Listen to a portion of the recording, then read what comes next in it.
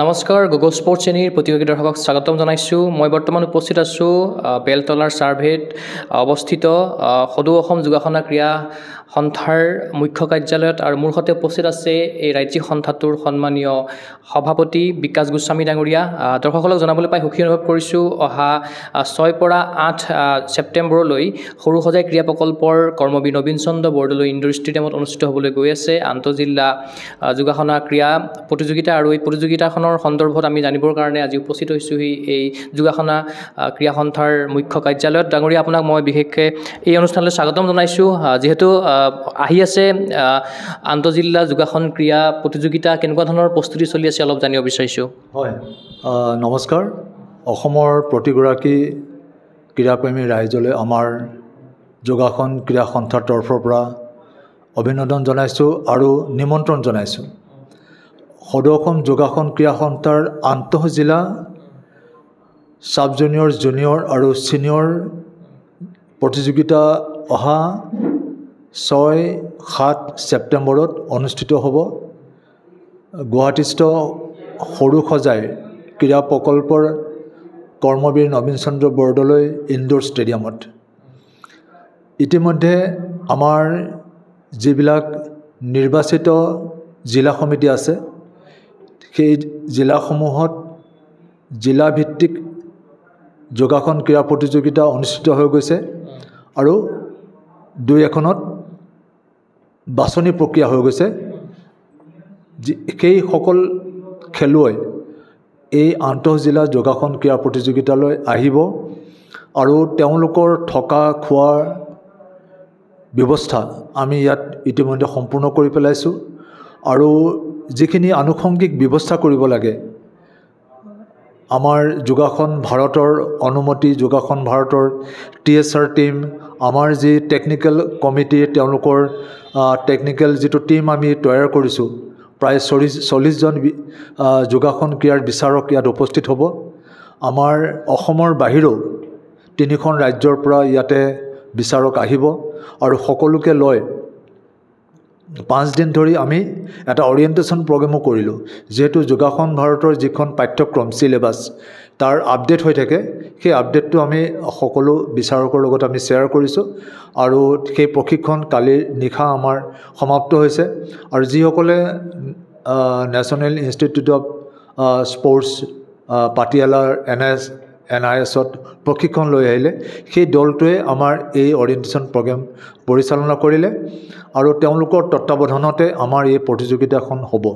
আৰু প্ৰতিযোগিতাৰ এই যোগাসন ক্ৰীড়া প্ৰতিযোগিতা আৰম্ভ হৈছে 2020 চনৰ পৰা চৰকাৰীভাৱে।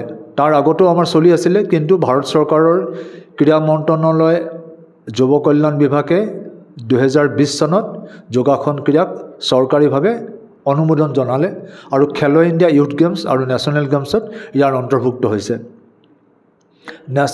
খেলো ইণ্ডিয়া ইউনিভাৰ্চিটি গেমছতো হৈছে। আৰু এই আমাৰ আন্তঃজিলা যোগাসন ক্ৰীড়া প্ৰতিযোগিতাৰ পৰা খেলুৱৈসকলক বাছনি হ'ব নেশ্যনেল চেম্পিয়নশ্বিপলৈ। সকলোকে জনাই ভাল লাগিছে যে নেশ্যনেল চেম্পিয়নশ্বিপ এইবাৰ অসমতে হ'বলৈ গৈ আছে। আৰু সেই নেশ্যনেল চেম্পিয়নশ্বিপৰ পৰা যিসকল ছাব জুনিয়ৰ, জুনিয়ৰ বাছনি হ'ব ল'ৰা ছোৱালী, তেওঁলোক খেলো ইণ্ডিয়া ইউথ গেমছ তালৈ নিৰ্বাচিত হ'ব আৰু নেশ্যনেল গেমছলৈ ইয়াৰ পৰা ছিনিয়ৰসকল বাছনি হ'ব। গতিকে আমাৰ এই ৰাজ্যিক ভিত্তিত অনুষ্ঠিত হ'ব লগা 6, 7, 8 ছেপ্টেম্বৰৰ এই আন্তঃজিলা যোগাসন ক্ৰীড়া প্ৰতিযোগিতা এক আচলতে পটভূমি হয়, এক ৰোড মেপ হয় খেলো ইণ্ডিয়া ইউথ গেমছ আৰু নেশ্যনেল গেমছলৈ। আৰু নেশ্যনেল গেমছ আৰু খেলো ইণ্ডিয়া ইউথ গেমছ হ'ল ভাৰত চৰকাৰৰ যুৱ কল্যাণ আৰু ক্ৰীড়া মন্ত্ৰণালয়ৰ দ্বাৰা পৰিচালিত এক প্ৰতিযোগিতা। যেহেতু ছাব জুনিয়ৰ, জুনিয়ৰ আৰু ছিনিয়ৰ পৰ্যায়ত অনুষ্ঠিত হ'ব এই প্ৰতিযোগিতা, গতিকে কিমানমান খেলুৱৈ সমাৱেশ হ'ব বুলি আপোনালোকে অনুমান কৰিছে বা কিমানমান ৰেজিষ্ট্ৰেশ্যন কিদৰে হ'ব বা ৰেজিষ্ট্ৰেশ্যন হৈছে নেকি, প্ৰক্ৰিয়াটো কিদৰে আৰম্ভ হৈছে? এবাৰ আমি নতুনকৈ এক প্ৰক্ৰিয়া আৰম্ভ কৰিছোঁ, যিটো স্পৰ্টছ কোড মতে আমি আগবাঢ়িছোঁ আৰু অন্যান্য বিভিন্ন ঠাইত কৰাৰ দৰে বিভিন্ন ফেডাৰেশ্যনে কৰাৰ মতে আমি খেলুৱৈসকলৰ ৰেজিষ্ট্ৰেশ্যন প্ৰক্ৰিয়া আৰম্ভ কৰিছোঁ, পঞ্জীয়ন প্ৰক্ৰিয়া। আৰু এক নৰ্থ ইষ্ট পলিচিটো আছে, আমাৰ পঞ্জীয়নভুক্ত খেলুৱৈ কিমান আছে, আমাৰ পঞ্জীয়নভুক্ত প্ৰশিক্ষক আৰু বিচাৰক কিমান আছে। সেই হিচাপত আমাৰ 600ৰ অধিক এতিয়ালৈকে খেলুৱৈ পঞ্জীয়ন হ'ল আৰু খেলখনলৈ আমাৰ প্ৰায় 500 প্ৰতিযোগী আহিব বুলি আশা কৰিছোঁ। যোৱাবাৰ আমাৰ 500ৰ অধিক আছিলে, কোকৰাঝাৰত অনুষ্ঠিত হৈছিলে। কোকৰাঝাৰ সমিতিয়ে আমাৰ বিভিন্ন ধৰণৰ সহায় সহযোগিতাৰে প্ৰতিযোগিতা অনুষ্ঠিত কৰাত সহযোগিতা আগবঢ়াইছিলে। আৰু এইবাৰ আমি নিমন্ত্ৰণ জনাইছিলোঁ কেইবাগৰাকী ব্যক্তিক, তাৰ ভিতৰত কেইবাগৰাকী ক্ৰীড়াৰ লগত জড়িত প্ৰতিভা আমি আমাৰ অনুষ্ঠানলৈ মাতিছোঁ। তেওঁলোকে উদ্বোধনী অনুষ্ঠান, প্ৰতিযোগিতাৰ চলাৰ সময়ত আৰু সামৰণি অনুষ্ঠানলৈ আহিব বুলি আমাক কথা দিছে। আৰু উদ্বোধনী অনুষ্ঠান আগবঢ়াই লৈ যাব মাননীয় ক্ৰীড়ামন্ত্ৰী নন্দিতা গাৰ্লোচা মেডামে, আৰু তেখেতে আমাৰ এই প্ৰতিযোগিতা উদ্বোধন কৰিব। প্ৰতিযোগিতাত ক্ৰীড়া বিভাগৰ সচিব, ক্ৰীড়া বিভাগৰ সঞ্চালক, ক্ৰীড়া বিভাগৰ যিসকল বিষয়ববী আছে অসম চৰকাৰৰ, তেওঁলোক ইয়াত উপস্থিত থাকিব। আৰু আমি অসম অলিম্পিক সন্থাৰ বিষয়ববীসকলক নিমন্ত্ৰণ কৰিছোঁ। বিভিন্ন ক্ৰীড়াৰ লগত জড়িত ফেডাৰেশ্যন যিবিলাক আছে তেওঁলোককো আমি ইয়ালৈ সাদৰে নিমন্ত্ৰণ জনাইছোঁ। ইতিমধ্যে কেইবাগৰাকী ব্যক্তিয়ে আমাক সন্মতি প্ৰদান কৰিছে উপস্থিত থাকিম বুলি। আৰু এই টুৰ্ণামেণ্টৰ আপোনালোকে নাম দিছে যোগাসনা গোল্ডেন কাপ নামেৰে। হয়, আমি আচলতে মাননীয় মুখ্যমন্ত্ৰী ডাঙৰীয়াৰ লগত আলোচনা হৈ আছে।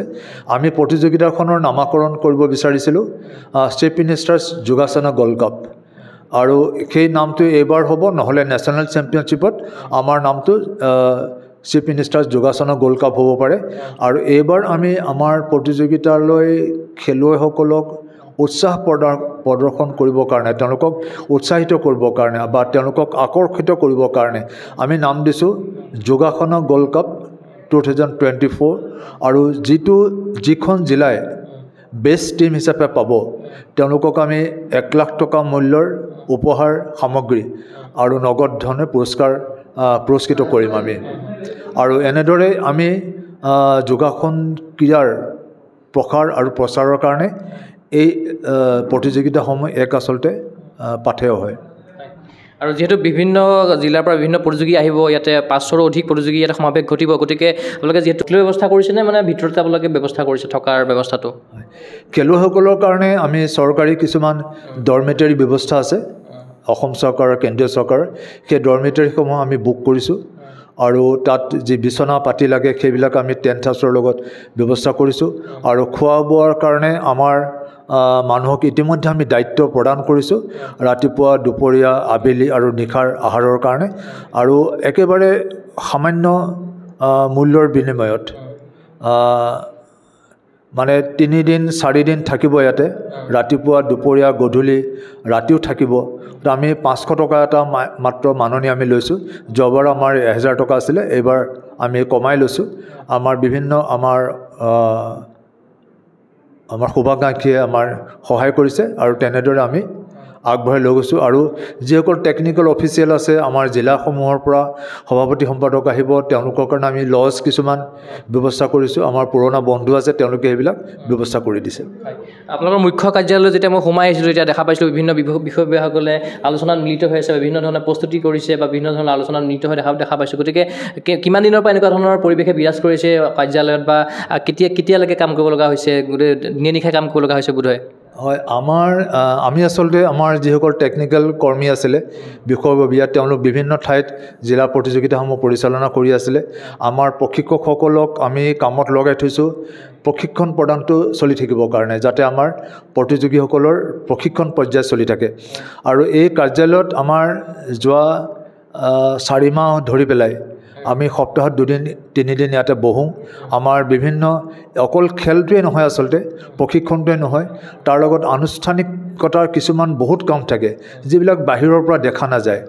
বাহিৰৰ পৰা নেদেখা মানুহবিলাকে বিভিন্ন ধৰণৰ কথা আলোচনা কৰে যে অফিচত বহিনো কি কৰে, কিন্তু অফিচত আজি আপুনি দেখিছে আমাৰ জিলা সমিতিৰ বিষয়ববীয়াসকল, ৰাজ্যিক সমিতিৰ বিষয়ববীয়া যিসকল গুৱাহাটীত থাকে, আজি তিনিচুকীয়া, ডিব্ৰুগড় বা তেজপুৰৰ, নলবাৰী বৰপেটাৰো আমাৰ ইয়াত বিষয়ববীয়াসকল আহিছে বিভিন্ন ধৰণৰ সহায় সহযোগিতা কৰিম বুলি আশ্বাস দিছে আৰু 3খন জিলাৰ সভাপতি সম্পাদক স্বয়ং গুৱাহাটীত আহি পেলাই আমাৰ লগত এইকেইদিন কাম কৰি যাবলৈ তেওঁলোকে আগবাঢ়ি আহিছে এইটো বহুত ভাল কথা যে আমাৰ এটা ৰাজ্যিক পৰ্যায়ৰ খেলখনত গোটেই জিলাসমূহৰ কৰ্মকৰ্তাসকল জড়িত হৈ কাম কৰিবলৈ আগবাঢ়িছে আৰু যিটো প্ৰস্তুতি ইয়াত চলি আছে আপুনি দেখিছে বাহিৰৰ আমাৰ কাৰ্যালয়ৰ কোঠাত সাধাৰণ সম্পাদক তেওঁ ইয়াতে নেতৃত্ব লৈ আছে কোষাধ্যক্ষ আছে খা খৰচ কেনেকৈ হ'ব ক'ৰ পৰা সেইবিলাক ব্যৱস্থা হ'ব তেখেতসকলে চোৱা চিতা কৰিছে মই যিখিনি আনুষংগিক বাহিৰৰ পৰা চাব লাগে সেইখিনি মই চোৱা চিতা কৰি আছোঁ যেহেতু উত্তৰাখণ্ডৰ নেশ্যনেল গেমছৰ পূৰ্বে নেশ্যনেল চেম্পিয়নশ্বিপো অসমতে অনুষ্ঠিত হ'ব আপুনি ইতিমধ্যে উল্লেখ কৰিছে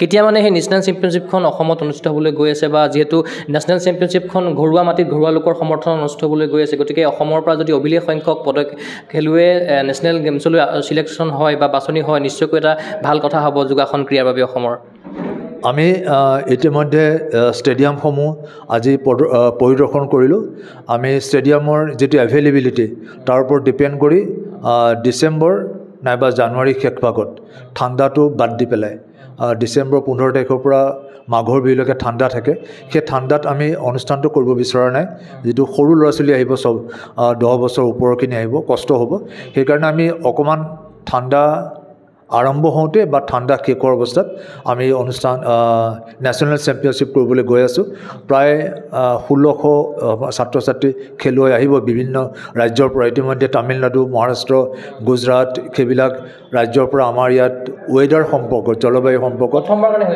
প্ৰথমবাৰৰ কাৰণে আমাৰ ফেডাৰেশ্যনৰ নেশ্যনেল চেম্পিয়নশ্বিপ হ'বলৈ গৈ আছে এইটো 5th হয় আমাৰ বেছিদিন হোৱা নাই আমাৰ ফেডাৰেশ্যন হোৱা যেহেতু 2020তে চৰকাৰে এইটো স্বীকৃতি দিছে আৰু আমি আমাৰ অসমৰ প্ৰশিক্ষকসকলক খেলুৱৈসকলক উদগনি দিবৰ কাৰণে নেশ্যনেল চেম্পিয়নশ্বিপত যিসকলে গোল্ড মেডেল পাব তেওঁলোকৰ প্ৰশিক্ষকক আমি AICৰ তৰফৰ পৰা 50,000 টকাৰ এক আমি উৎসাহমূলক বঁটা হিচাপে দিম বুলি ইতিমধ্যে থিৰাং কৰিছোঁ গোল্ড মেডেল পোৱাসকলে 50,000 টকা পাব চিলভাৰসকলে কোচসকলে পাব দেই খেলুৱৈসকলে নহয় কোচসকলে 20,000 পাব তেনেকৈ আমি এটা প্ৰস্তুতি কৰিছোঁ যদিও আমি এতিয়া ঘোষণা কৰা নাই এতিয়াও যেহেতু আৰু মাজত মাথোন কেইটামান দিনহে আছে 6 তাৰিখৰ পৰা অনুষ্ঠিত হ'বলৈ গৈছে ৰাজ্যিক যোগাসন ক্ৰীড়া চেম্পিয়নশ্বিপ আৰু এই চেম্পিয়নশ্বিপত এইবাৰ নতুনত্ব বুলিবলৈ কিবা থাকিব নেকি আৰু নতুনত্ব ইয়াত নতুনত্ব আছে 3টা ইভেণ্ট আমাৰ বেলেগ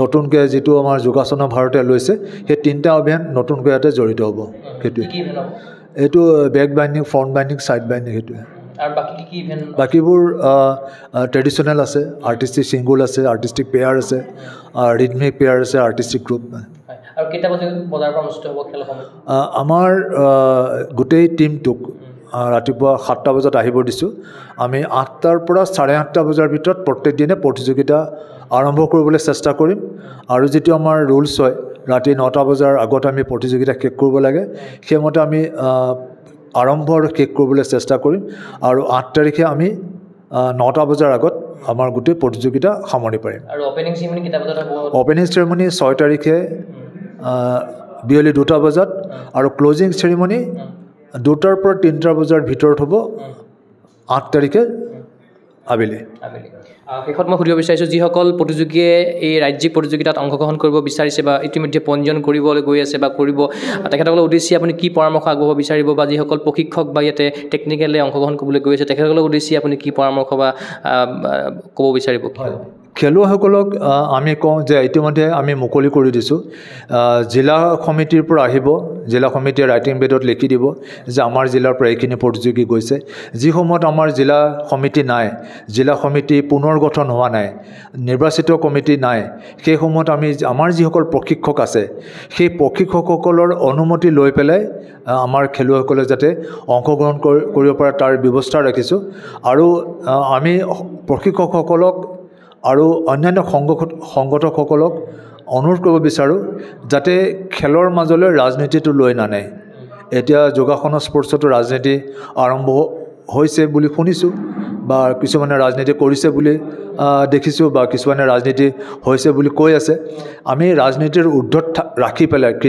ক্ৰীড়াবিদসকলক খেলুৱৈসকলক 2036 অলিম্পিকৰ এক ৰোড মেপ তৈয়াৰ কৰিবলৈ বিচাৰিছোঁ আৰু প্ৰশিক্ষকসকলেও ইয়াত তেওঁলোকৰ সৰ্বোচ্চ উজাৰি ল'ৰা ছোৱালীখিনিক প্ৰস্তুত কৰিছে আৰু সেই ল'ৰা ছোৱালী যিখিনি পাৰফৰ্মেঞ্চৰ ওপৰত ভিত্তি কৰি আমাৰ টেকনিকেল অফিচিয়েলে যাতে ন্যায় দিয়ে, উচিত নম্বৰ দিয়ে আৰু উচিত খেলুৱৈ যাতে ইয়াতে পদক লাভ কৰে, তাৰ কাৰণে আমি তেওঁলোকক এই অৰিয়েণ্টেশ্যন প্ৰগ্ৰেমতে আমি বুজাবলৈ চেষ্টা কৰিছোঁ আৰু সেইখিনি সকলোৱে মানিয়ে চলে। তাৰপিছতো কোনোবাই পদক নাপায়, তেওঁ কিবা এটা ভাবে বা কিবা এটা হয়তো আৱেগত কৈ দিয়ে, কিন্তু আমি কি হয় শেষ মুহূৰ্তত কোনোবা ভাল প্ৰতিযোগিতাৰ ভাল আসন এটাৰ সময়তো সৰু সুৰা টেকনিকেল ইছ্যুত অকণমান পইণ্ট মাৰ্কছত বহুতে অকণমান লোকচান হৈ যায় বহুতৰ, সেইটো দুখো লাগে। খেলুৱৈসকলে যিহেতু বহুত কষ্ট কৰি এই এবছৰৰ মূৰত এই প্ৰতিযোগিতাত অংশগ্ৰহণ কৰিবলৈ আহে। শেষত আমি আশা কৰিম যে চতুৰ্থ সংখ্যক আন্তঃজিলা যোগাসন ক্ৰীড়া প্ৰতিযোগিতা সাফল্যমণ্ডিত হওক, সেয়া আমি আশা কৰিলোঁ। লগতে আপুনি ইমানখিনি ধুনীয়াকৈ বুজাই দিলে কথাখিনিৰ লগতে ইমানখিনি সময় দিয়াৰ বাবে আপোনাক মই বহুত বহুত ধন্যবাদ জ্ঞাপন কৰিলোঁ। হয়, ধন্যবাদ। আৰু সকলোকে আমি অনুষ্ঠান চাবৰ কাৰণে অনুষ্ঠানলৈ মাতিছোঁ, আপোনালোকক আহিব।